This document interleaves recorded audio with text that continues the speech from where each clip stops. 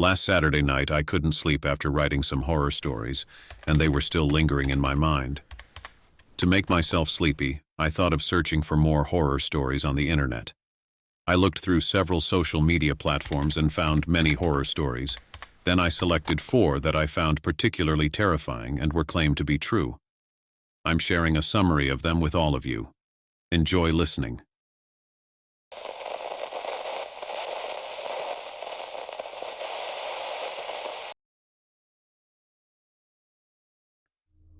It was 2005 and I was in the 5th grade. Before I dive into the story, let me tell you a bit about where I lived. I grew up in a small district divided by a narrow river, with 2 villages on either side. Downstream, there was an old sugar mill, a relic from the Dutch era. But that mill is another story, one that I'll share when the time is right. There are things about it that defy rational explanation. For now, let's start with my village, a place that once was a swamp, crisscrossed by a small river whose water came from a larger river up north. Because of its origins as a swamp, many people hesitated to settle here. But according to my father, 7 people were the first to clear the land and make it livable. These 7 pioneers were my ancestors, and my grandfather was one of them. I was always proud of that fact. However, before those 7 brave souls arrived, there was already someone living in the area. Her name was Mbah Puteri. She was an old woman who lived alone in a large dilapidated house, another relic from the Dutch era. And that house, it was the source of many eerie stories. My father told me about how unsettling that house felt. Even in daylight, a sense of dread seemed to cling to it. The house was far too big for one person to live in, yet Mbah Puteri had no family, no children, no grandchildren. She had been married, though, more times than I could believe. 14 times, to be exact. I never met Mbah Puteri. At least I don't remember meeting her. But my mother insists that I did when I was very young. She says Mbah Puteri adored me and would often carry me around. Every time my mother told me that, a chill would run down my spine. Years later, the house, which had been abandoned for as long as I could remember, was sold to a new family, the Rombe family. They weren't from our village. They came from far away, Kalimantan, if I remember correctly. Mrs. Rombe was a strong woman, about 50 years old, and she moved in with her 3 children, Romy, Rachel, and Tommy. They seemed kind and generous, sharing food with the neighbors and always greeting us with smiles. But something felt off about the house. Even before the Rombe family moved in, I would sometimes stop in my tracks while walking home from school, drawn to the house by an invisible pull. There was always a nagging sense that something was watching, waiting. Then one night things started to unravel. Mrs. Rombe had a dream. She dreamt of dark figures, tall, massive shadows, surrounding her and calling her to follow them. They led her to an even larger figure, one whose face was obscured in darkness. The figure spoke, its voice low and rumbling, warning her to be cautious while living in the house. Mrs. Rombe woke up in a cold sweat, the dream lingering in her mind. Strange things began happening soon after. It started small, objects moving on their own, strange noises at odd hours, but it escalated. Mrs. Rombe began hearing laughter, soft and eerie, coming from outside her window. One night when she peeked through a crack in the window, she saw a woman in a red dress perched on a tree branch, her eyes as dark as the night. Frightened, she confided in my mother, the closest neighbor, but she refused to seek help from a local spiritual leader. Instead, she invited a friend from her church, an elderly woman who came to bless the house. That night, the woman had a fit of hysteria, screaming about the land being cursed, warning that the house was built on something wicked. The next night, things took a darker turn. Mrs. Rombe dreamt of the shadows again, only this time they were furious. They had been disturbed, they said. A guest had been brought into the house who didn't belong. From then on, the torment intensified. Mrs. Rombe grew weaker by the day, her once healthy body now gaunt and pale. Dark bruises appeared on her back, and no matter how hard she tried, she couldn't escape the nightmares. Her laughter turned to sobs, her sobs into wails. It wasn't long before my grandfather intervened. He was known in the village for his knowledge of the old ways. He came to the house, offering to cleanse it. For 7 days, he prepared.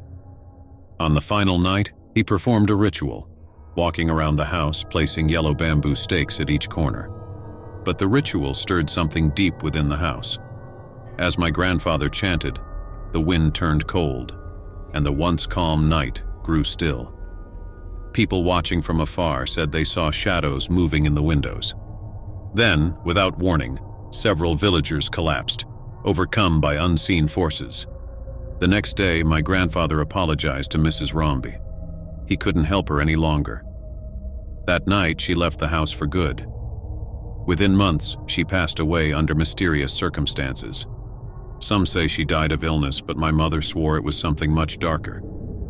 The house still stands, its windows empty and its halls silent. But anyone who passes by can feel it. The weight of eyes watching, waiting for the next soul brave enough to enter. Some places never let go of their past. It was another chilly October night when the phone rang in the 911 call center. The usual hum of activity surrounded me, operators answering calls, the clatter of keyboards, the low murmur of radios.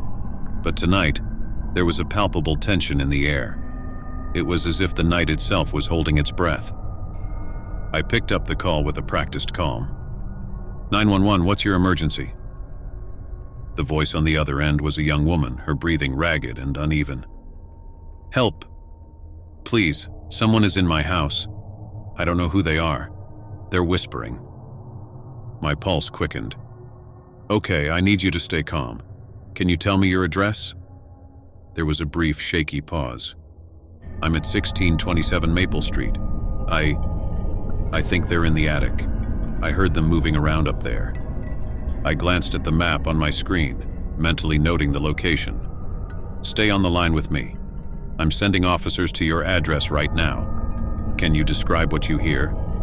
Her voice was almost a whisper itself. It's not just whispers. It's like chanting. The voices are muffled, but there's something wrong. It feels like they're trying to get into my head. I could hear the distress in her voice, and it was unnerving. Have you tried to leave the house? No, she replied, a note of desperation creeping in. I don't think I can. I've been hiding in the closet in my bedroom. The sounds are getting louder. I instructed her to stay as quiet as possible while I kept the line open. As the minutes ticked by, I could hear intermittent thumps and creaks from her end, each sound more disturbing than the last. The chanting was more pronounced now, an eerie blend of rhythmic syllables that felt almost primal. Are you still there? I asked, my voice steady despite the dread gnawing at me. Yes, she answered, her voice barely above a whisper. They're coming closer. I can hear footsteps. Oh God, it's like they're right above me. Suddenly there was a sharp, loud bang on the line, followed by a high-pitched scream. I could barely process what had happened before the call was cut off. Panic surged through me as I tried to call back, but the line was dead.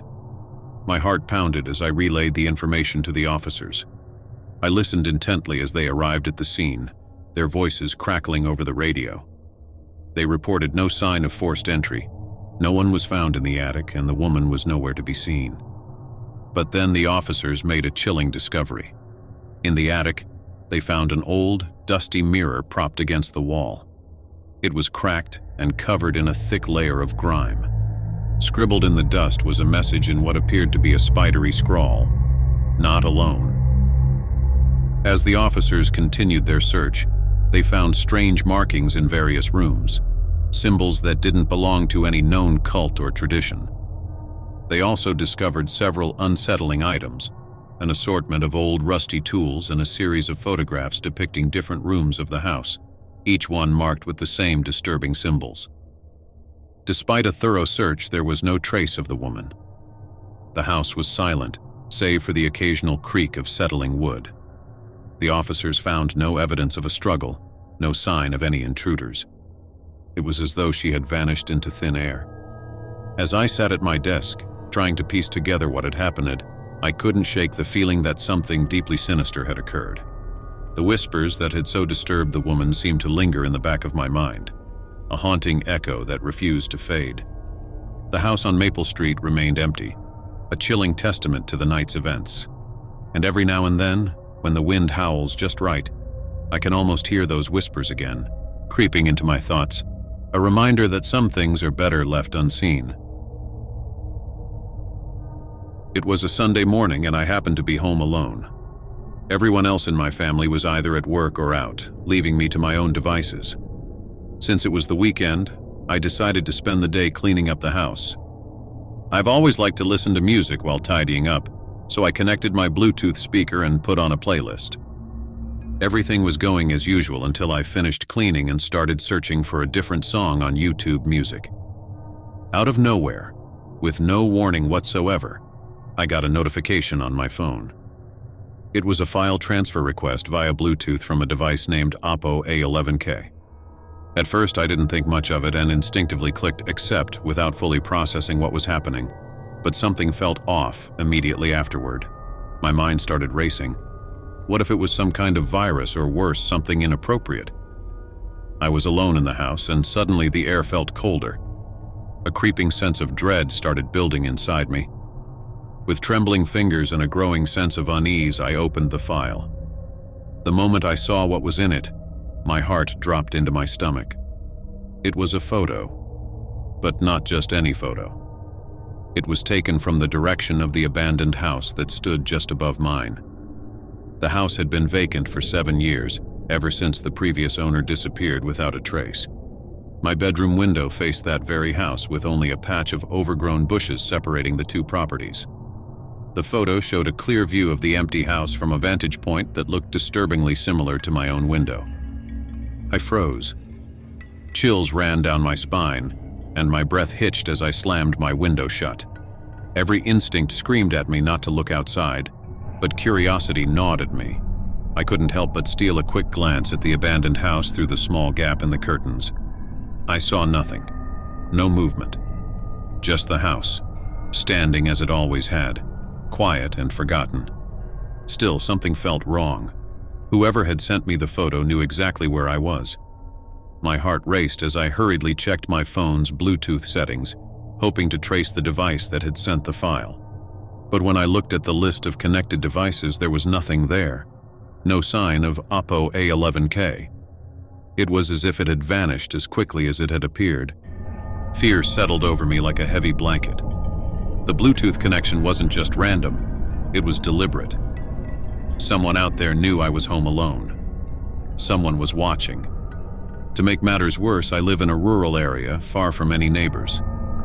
The trees around the house create a natural barrier, and the other houses in the village are scattered far apart. It's always quiet here, sometimes too quiet. I tried to calm myself down, reasoning that it could have been a mistake or a prank, but that nagging feeling of being watched wouldn't leave me. I felt trapped in my own home, as if the walls themselves were closing in on me.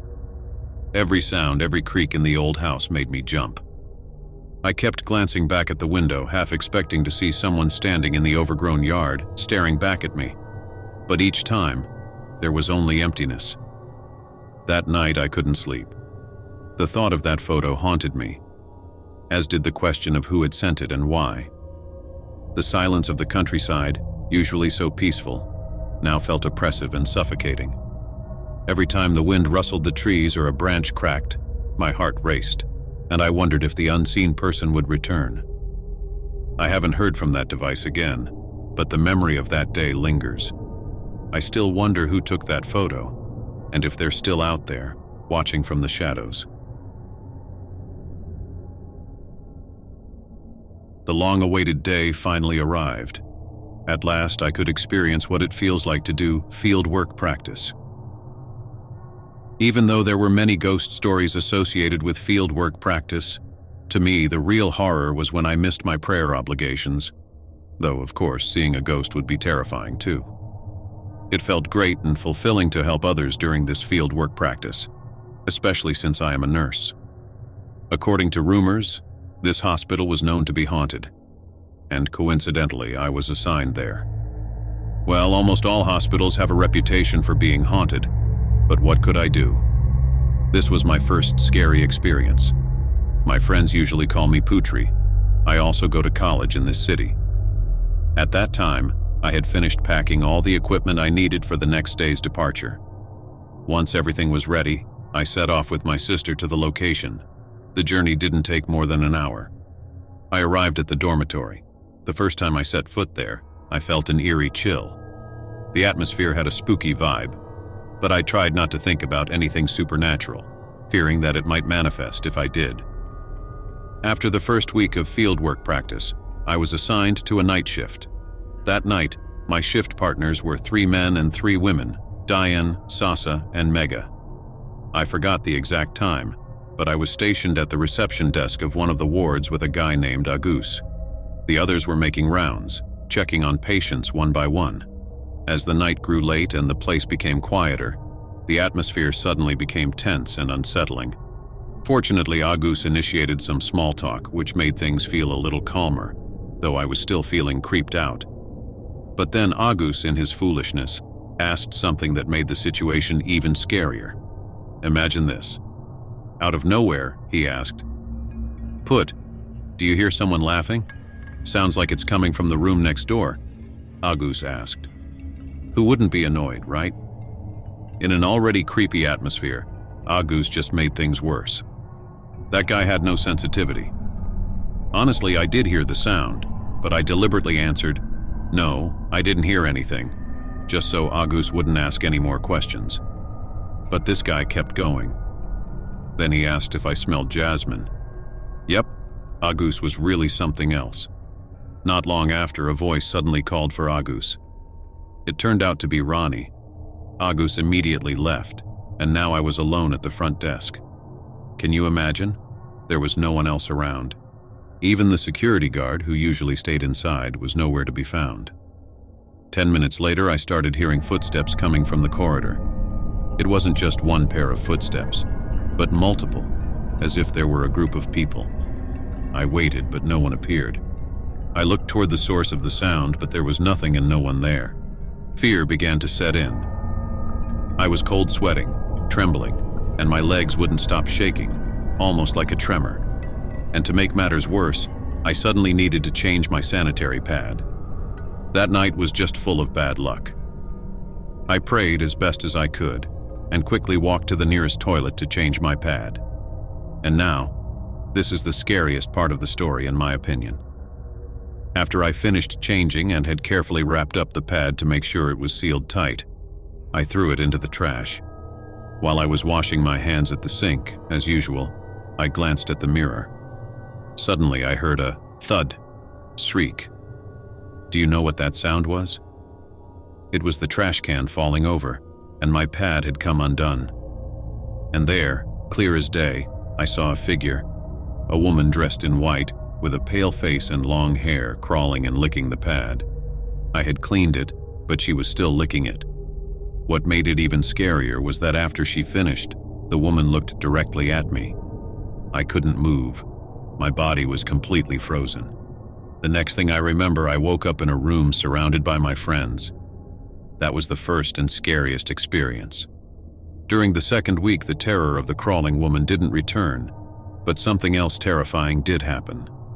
This time, I was with Sasa, and again, it was nighttime. We were doing rounds, checking on the patients. The hospital is quite large, so it was tiring. While walking down the corridor after leaving a patient's room, I suddenly smelled jasmine again. My hair stood on end. I asked Sasa if she smelled it too, and she said she did. We exchanged glances, lost in our own thoughts. What could it mean, suddenly smelling jasmine like that? We quickened our pace until we turned a corner and saw a long corridor ahead. We stopped and looked at each other, thinking the worst. Especially in horror movies, when the lights suddenly go out one by one. That's what we were imagining. My only thought was to make it to the end of the corridor without any disturbances. We held hands, and I squeezed Sasa's hand because I was really scared. When we reached the middle of the corridor, there was a junction, and we saw a woman in a patient's gown standing at the right side of the hallway. We approached her, thinking we should check on her. When we got behind her, I greeted the woman. From behind, she looked like a young woman with long, messy hair. "Excuse me, ma'am. Why are you out here so late? Is something wrong?" But she didn't respond. She just stood there, not even turning her head. I thought maybe I hadn't spoken loudly enough, so I tried again, a little louder this time. Slowly, she began to turn around. My heart was racing. What if her face was disfigured or something, just like in the movies? You know, when the music builds up and then there's a jump scare? It felt like that, with my heart pounding as if there was a scary soundtrack playing in the background. But when she finally turned around, thank goodness her face wasn't as bad as I feared. She just looked very pale. I asked her where her room was so we could take her back, and she simply pointed to the left, directly toward the morgue. But we didn't think much of it, figuring she couldn't possibly be headed to the morgue. But I was wrong. We followed her as she walked very slowly, taking what seemed like forever. We passed several rooms, and yet she didn't stop. That's when I started to suspect something was off. Were we really heading to the morgue? Turns out we were. Sasa was already on the verge of tears, her eyes welling up. And not long after, we saw someone riding a hospital bicycle down the corridor. It was Agus and Ronnie making their rounds too, and seeing them brought some relief. But strangely, they looked terrified and sped past us without saying a word, making me and Sasa even more scared. Suddenly, Sasa and I accidentally bumped into the woman. Thud. Instinctively, we both apologized. But then, we noticed something strange again. As soon as we bumped into her, I smelled a terrible, rotten odor. I'm sure you know the reflex, you either hold your nose or sniff around to find the source, right? I did the same. The stench was so strong as if it were right in front of us. We exchanged glances, both covering our noses. We were standing directly behind the woman. Then she laughed. A weird, playful kind of laugh, as if she knew we were bothered by the smell. We started backing away slowly. I felt like something was really wrong. And just as I had that thought, the woman turned around. But not her whole body, just her head, twisting unnaturally. "Astagfirullah," Sasa exclaimed loudly before fainting. At that point, I didn't know what to do. Our friendship was being tested. I had to leave Sasa there and run to get help from the others. And do you remember Agus and Ronnie on the bikes? I want to laugh, but I'm afraid it's inappropriate. They had crashed into each other and fainted in the hallway. I woke them up, and thankfully, they came to. I told them what had happened, but they were too scared to go back. So, we went to ask the security guard, Mr. Basuki, for help. He had been working at the hospital for a long time and was familiar with the stories about the crawling nurse and the woman we had encountered earlier. He had even been a victim of theirs himself. In short, we finally got Mr. Basuki to accompany us to help Sasa. Fortunately, Agus was strong, as he was somewhat athletic compared to the others, even though he was a bit of a coward. We carried Sasa to the nurse's room, and not long after, she regained consciousness after being rubbed with eucalyptus oil. The room buzzed with chatter about the night's events, and even the staff on duty were scared. By morning, we returned to our rented house.